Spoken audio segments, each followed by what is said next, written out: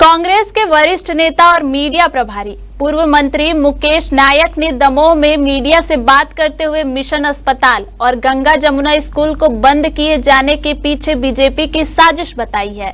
उन्होंने कहा कि इस कार्रवाई से न सिर्फ अल्पसंख्यक समुदाय को टारगेट किया गया है, बल्कि 700 से अधिक हिंदू परिवार बेरोजगार हो गए हैं।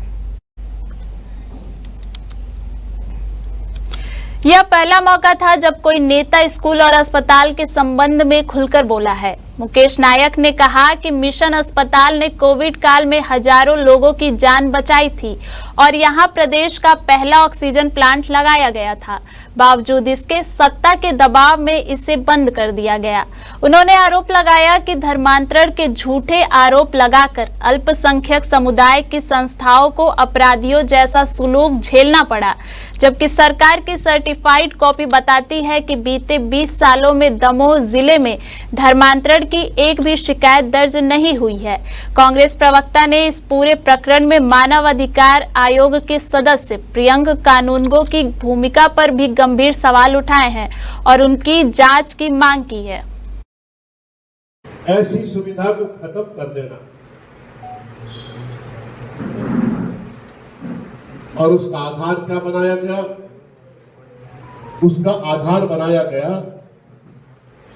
कि यहां धर्म परिवर्तन हो रहा है और कहा गया कि धर्म यहाँ के संचालक वो धर्म परिवर्तन जैसे गंभीर अपराध में प्रवृत्त है। मैं आप समस्त लोगों को इस राज्य शासन के अंतर्गत सूचना के अधिकार के अंतर्गत दिए गए राज्य शासन की जानकारी आपके समक्ष दिखाता हूं। इस जानकारी में कहा गया है कि पिछले 20 सालों में दमोह में किसी भी प्रकार का कोई धर्म परिवर्तन हुआ ही नहीं। देखिए कागज के प्रमाण आपके सामने है।